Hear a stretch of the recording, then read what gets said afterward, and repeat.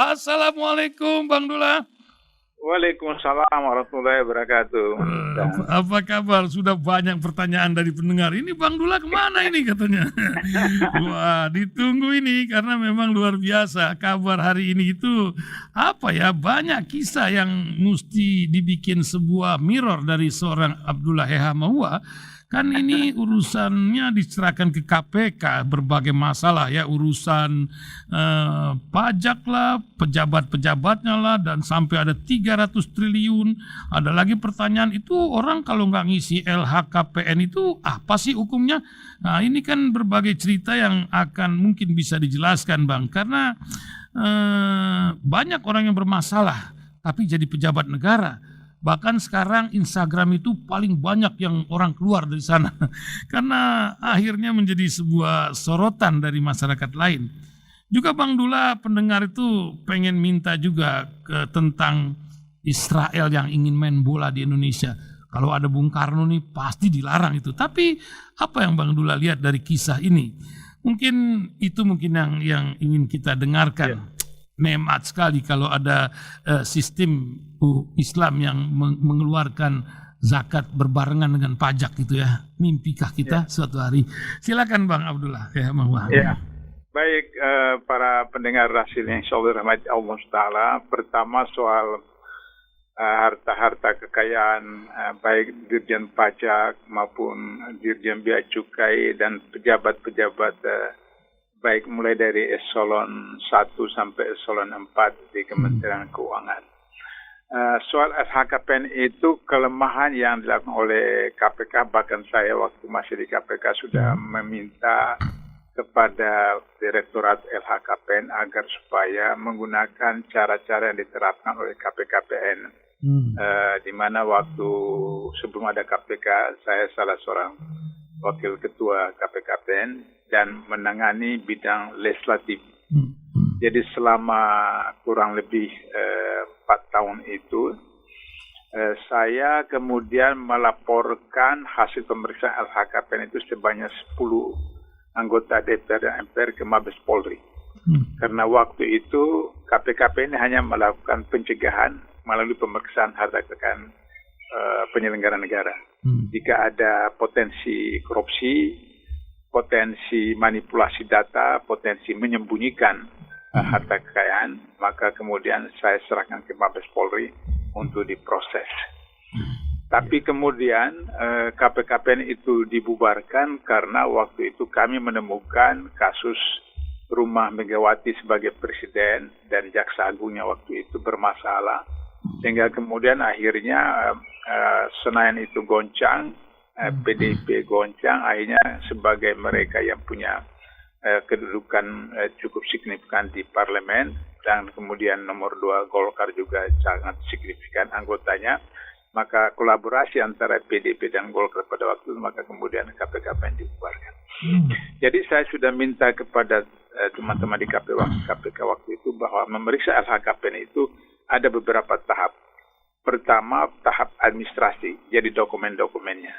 Apakah sertifikat, apakah PBB, apakah STNK, apa rekening koran dan seterusnya. Pengalaman saya menunjukkan bahwa kalau dia laporkan rumahnya, mobilnya, tanahnya, sawahnya, mesti ada sertifikatnya atau ada buktinya. Nah, persoalannya adalah bahwa sertifikat atau STNK atau apa itu asli atau tidak. Nah, disitulah kemudian waktu saya di KPKP itu melakukan pemeriksaan khusus. Jadi saya mendatangi tempat-tempat di mana kemudian saya pernah datang periksa ketua DPRD Medan. Itu kemudian dalam laporannya itu menyebutkan tanah sekitar berapa ribu meter, kemudian ada rumah. Ketika saya datang ke situ, saya lihat di situ ada bangunan studio radio yang kemudian di dalam LHKPN itu tidak ada. Kemudian ada tambak ikan yang itu juga besar, luas, dan itu tidak ada di dalam LHKPN. Nah, jadi maksud saya bahwa dengan incognito langsung ke lapangan itu bisa kita temukan bahwa apa yang ada di LHKPN dengan fakta itu berbeda.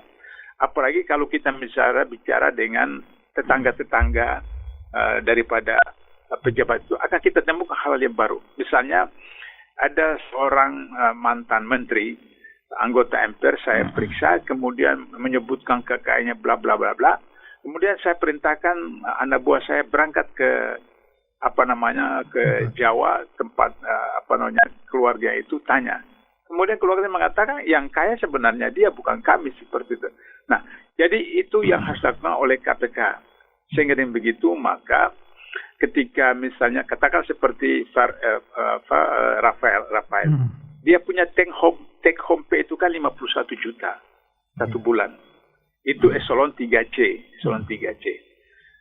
Nah, bagaimana dia bisa membeli mobil yang harga 1,8 M, kemudian motor yang 100-an juta, motor mewah. Nah, itulah sebabnya kenapa di dalam LHKPN-nya tidak dimasukkan. Karena nanti kemudian diketahui bahwa itu tidak sesuai dengan gaji atau penghasilan. Nah, sehingga dipakai atas nama orang lain, ya abangnya atau apa dan seterusnya. Nah, ketika sudah sampai kepada tingkat khusus, pemeriksaan khusus, maka itu sudah masuk kemudian bisa disampaikan kepada Direktorat Penyelidikan. Kalau sekarang kan di KPK semua ada jadi satu, maka kemudian Direktorat Penyelidikan akan melakukan penyelidikan. Nah, ketika melakukan penyelidikan, maka Direktorat Penyelidikan itu kemudian bisa melakukan apa yang disebut dengan penyadapan. Nah, penyadapan itu kemudian bisa diketahui bahwa ada nggak proses pembicaraan antara Rafael dengan abangnya, dengan siapa yang punya nama itu, bahwa nanti ngaku begini. Itu bisa diketahui seperti itu. Nah, yang kedua, sudah ada laporan dari PPATK bahwa ada sekian ribu triliun yang berada pada rekening Rahel dengan istrinya, anaknya sudah. Itu sudah, kalau dari PPATK itu sudah signifikan, bisa diproses untuk sampai kepada penyidikan. Nah, jadi saya khawatir bahwa ketika orang KPK sekarang mengatakan itu susah, karena orang yang melakukan ini berada pada lingkaran kekuasaan, lingkaran istana, lingkaran menteri, sehingga alasan seperti begitu. Pengalaman saya di KPKPN itu tidak mudah sekali, karena temuan dari PPATK itu signifikan, ratusan triliun seperti itu. Sehingga dengan begitu, maka seharusnya KPK kemudian juga mengundang Menteri Keuangan. Karena apa? Ada fungsi dari KPK itu adalah koordinasi dan supervisi. Koordinasi itu koordinasi dengan menteri-menteri terkait. Kemudian supervisi kepada menteri-menteri terkait. Maka Menteri Keuangan harus dipanggil oleh KPK. Kenapa Anda tidak mengontrol anak buah Anda, dirjen-dirjen Anda, direktur Anda, sampai kemudian bisa menjabat sebagai komisaris di beberapa perusahaan? Itu bertentangan dengan undang-undang ASN, bertentangan dengan peraturan perundangan yang ada. Nah, sehingga dengan begitu, maka menurut saya bukan Rafael dengan dirjen pajak dengan biaya cukai saya yang proses. Sri Mulyani juga harus diproses. Di Eropa, di Korea Selatan, di Jepang, di Vietnam. Di Jepang itu kalau ada kereta api terbalik, Menteri Perhubungan langsung mengundurkan diri. Kemarin itu kejadian di Bagaimana? Kemarin belum lama kejadian itu di Eropa. Mengundurkan diri. Itu. Mengundurkan diri. Jadi karena itu tanggung jawab dia, anak buah dia. Yang saya sudah pernah kemukakan beberapa waktu yang lalu, bahwa ketika ada anak keledai tergelincir karena jalan tidak rata kemudian mati, Umar menangis. Ini kesalahan saya sebagai khalifah. Kenapa tidak membuat jalan itu rata sehingga anak keledai itu tidak tergelincir seperti itu. Jadi menteri itu harus bertanggung jawab. Nah, menteri itu anak buah siapa? Anak buah presiden. Nah, presiden juga harus malu. Presiden juga harus tahu diri. Sehingga jangan lagi membuat skenario untuk 3 periode atau undur dan seterusnya. Seharusnya kalau jantan ya harus mengundurkan diri atau memecat. Kalau tidak mau dikatakan tidak becus, tidak mau mengundurkan diri, ya udah pecat menteri-menteri yang tidak terkait seperti itu. Nah, ini soal kekayaan yang luar biasa seperti itu, baik LHKPN maupun temuan PPATK. Yang kedua, soal Israel. Ya, ini bola. Iya, bola. Bukan hanya Bung Karno, memang itu ketentuan Undang-Undang Dasar 45, ketentuan politik luar negeri itu bebas aktif, dan kemudian di dalam mukadimah pertama Undang-Undang Dasar 45 disebut bahwa penjajahan di atas muka bumi itu harus dihapuskan karena tidak sesuai dengan peri kemanusiaan dan keadilan. Jadi Israel yang menjajah Palestina dan mengusir orang-orang Palestina dari tanah mereka itu jelas dari dulu musuh. Saya mau ingatkan pemerintah bahwa tahun 1974 ketika saudara-saudara kita Katolik mau melakukan Kongres Katolik sedunia untuk kemudian mendatangkan paus dari Vatikan ke sini, apa yang terjadi? Ketika umat Islam menolak, pemerintah tidak peduli, maka kemudian ada seseorang dari Surabaya naik kereta api ke Jakarta, langsung datang ke Menteng Raya, kemudian menusuk pastor. Lantas kemudian akhirnya pemerintah baru sadar, kemudian membatalkan Konferensi Internasional Katolik di Indonesia. Jangan sampai kemudian Menteri BUMN ini yang mencoba-coba untuk membuat semacam katakanlah mau jadi cawapres 2024 sehingga kemudian mau ambil simpati dari orang-orang tertentu Yahudi, Nasrani, dan seterusnya, kemudian mau mengundang datang tim sepak bola dari Israel. Dan ini berbahaya. Ada yang mengatakan bahwa ini olahraga. Tidak ada di dalam konsep Islam itu dipisah-pisah. Ya ayyuhalladzina amanu udkhulu fis silmi kafa wa la tattabi'u syaitan innahu lakum aduwwun mubin. Orang-orang yang beriman masuklah Islam secara totalitas dan jangan mengikuti langkah-langkah setan karena setan itu adalah musuh kalian yang nyata. Jadi tidak ada parsial, olahraga pisah dari ini dari tidak ada. Karena itu maka dalam Islam olahraga silakan tapi harus menutup aurat baik perempuan maupun laki-laki. Dan ada jenis olahraga yang tidak dibenarkan dalam Islam. Misalnya tinju tidak dibenarkan dalam Islam. Tapi kecuali pencak silat atau misalnya gusti gulat dibenarkan seperti itu, atau naik kuda atau berenang atau memanah dibenarkan. Jadi ada jenis-jenis olahraga yang dibenarkan dalam Islam, ada yang tidak dibenarkan. Misalnya tinju perempuan, mana bisa tinju laki-laki saya tidak boleh, apalagi tinju perempuan. Seperti itu. Nah, jadi saya minta Erick Thohir kalau punya ambisi untuk jadi cawapres, jangan buat umat Islam marah. Karena penduduk mayoritas 87% bangsa Indonesia adalah umat Islam. Kita malu sama Afrika Selatan yang menolak, ya, luar biasa. Ya, Afrika Selatan yang begitu saja sudah menolak. Apalagi Indonesia, negara berpenduduk umat Islam terbesar di dunia. Dan jelas sekali Erick Thohir itu sangat ambisius karena dia Menteri BUMN tapi juga Ketua PSSI. Bagaimana bisa? Urus BUMN saja tidak bisa. Banyak BUMN yang bangkrut, lantas kemudian jadi Ketua PSSI. Ada yang menanyakan saya, kenapa Menteri Pendidikan, Menteri Pemuda Olahraga mengundurkan diri untuk kemudian menjadi Wakil Ketua PSSI? Karena kalau menjadi Menteri Pemuda Olahraga, gajinya cuma itu. Take home pay-nya ya sekitar 50-60 juta. Tapi kalau menjadi Ketua PSSI dan Wakil Ketua PSSI, itu miliaran. Karena bola itu judi. Bola itu bisnis besar. Seperti itu. Sehingga akhirnya itu peluang bisnis yang menjanjikan daripada misalnya menjadi Menteri Pemuda Olahraga. Oke, yang kedua, yang ketiga apa tadi Mas Ihsan? Ya, kita ingin bincang tentang ini, Mbak. Kalau kata Mbak Menteri Dalam Negeri, ini banyak inspektorat ditaruh orang bermasalah. Jadinya sepertinya tuh banyak pejabat yang kena masalah dijadikan pejabat sehingga bisa dikontrol atau bagaimana gitu, Bang Dullah? Ya, yang pertama, pejabat publik itu tidak boleh rangkap jabatan. Tidak boleh. Saya waktu di KPKPN, saya masih jadi dosen terbang di Singapura. Tapi ketika sudah di KPK, itu sudah ditetapkan oleh peraturan pemerintah nomor 63 tahun 2005 bahwa pejabat KPK hanya mempunyai single salary. Jadi penghasilan tunggal. Jadi tidak boleh yang lain. Maka kemudian saya tidak lagi mengajar di Singapura.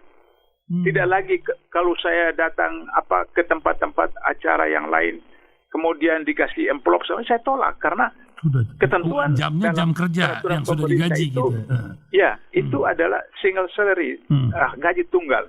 Karena itu maka diberikan gaji relatif besar agar supaya fokus. Kalau misalnya ada double fungsi, pertama secara manusiawi itu bagi tugas perhatian di A, perhatian di B. Iya. Sehingga dengan begitu maka Nggak fokus. satu atau dua-duanya tidak optimal karena membagi waktu seperti itu. Nah, kemudian yang kedua, menutup peluang bagi orang lain untuk bisa menduduki jabatan itu. Sehingga dengan demikian maka itu merupakan salah satu pelanggaran hak-hak asasi pegawai pejabat yang lain seharusnya di situ. Tapi karena kita dekat dengan istana, kita dekat dengan menteri, kita dekat dengan gubernur, wali kota, maka kemudian kita rangkap. Nah, itu bertentangan sekali. Yang ketiga, itu pemborosan keuangan negara, dan itu kalau misalnya KPK nanti berubah kemudian dipimpin oleh orang yang punya integritas, maka mereka harus mengganti uang negara, kerugian negara. Karena itu termasuk korupsi. Nah, sehingga mereka harus ganti kembali semua uang-uang negara itu. Nah, ini sekarang orang dipaksa bayar pajak. Nah, yang bayar pajak taat asas itu kan ya rakyat biasa atau pejabat-pejabat biasa atau pegawai biasa. Yang besar-besar itu, begini Mas Ihsan, kalau pengusaha di Indonesia yang tidak berintegritas itu punya 3 buku account, 3 buku, saya sudah pernah katakan itu. Yang pertama, kalau dia 1 buku account-nya itu, tata bukunya itu penghasilnya besar, pendapatnya besar. Nah, itu biasa untuk bank, supaya kemudian bisa dapat kredit. Yang kedua, itu dibuat penghasilannya kecil, asetnya kecil. Maksudnya itu untuk ke Kementerian Keuangan, supaya pajaknya jadi kecil. Yang ketiga, itu untuk malaikat. Nah, itu tidak bisa dia bohong. Itu harus persis betul, karena itu yang malaikat. Nah, karena itu maka Islam itu tidak membenarkan pajak bagi orang Islam. Ada jenis-jenis yang katakanlah editorial rasil itu luar biasa. Iya, betul. Karena kapan ini kan kita kalau pajak bareng sama zakat kan beres sudah ini kita punya uang. Karena yang tadi bilang buku ketiga ini nggak boleh dibohongin buat malaikat ini. Nah, seperti itu. Jadi berarti kalau Kementerian Dalam Negeri seperti itu kan dia menteri, dia anggota kabinet. Mestinya kan dalam anggota kabinet diberitahukan kepada Menteri BUMN atau Menpan yang punya tanggung jawab untuk bagaimana agar supaya di Menpan itu tidak boleh ada pejabat rangkap jabatan. Kemudian di BUMN harus jelas. Waktu saya di KPK dan di KPKPN, saya mengusulkan agar supaya seseorang ketika mau dilantik dalam jabatan apapun, baik di pemerintah, BUMN maupun BUMD, dia harus laporkan dulu LHKPN-nya. Betul. Dia lapor LHKPN-nya baru dilihat orang ini potensinya korupsi atau tidak, potensinya jujur atau tidak. Baru kemudian itu periode awal Pak Jokowi itu keren banget waktu itu kan. Wah, itu keren waktu itu. Tapi sayang beliau itu seperti presiden yang pelupa. Jadi suka lupa. Jadi kalau ngomong A tapi dia lupa ngomong B lagi, buat B seperti itu. Nah, itu yang persoalan, sehingga mau dan tidak mau sekarang LAN, kemudian Menpan, itu harus kerja keras, dan akhirnya harus KPK turun tangan, karena KPK punya tanggung jawab, tugas koordinasi dan supervisi. Harus koordinasi, harus supervisi, sehingga kemudian di KPK itu tidak boleh double jabatan, tidak boleh rangkap jabatan, karena itu bertentangan dengan SOP dan kode etik dan undang-undang ASN. Saya kira itu, Mas Ihsan, kalau kita sudah tertibkan itu, seperti 2005 KPK mengajukan reformasi birokrasi, seharusnya 25 tahun saja sudah selesai. Dari 2005 sampai sekarang sebenarnya sudah harus selesai. Saya ingat dulu tuh Bang Samad pernah bilang macam gitu, tapi nampaknya sekarang mundur kita. Nah, terima kasih Bang Abdullah Yahmahuah di pagi hari ini telah menemani Anda. Nah, salam juga sama teman-teman HMI yang disapa tadi pagi, Bang. Wah, luar biasa. Di Makassar ya.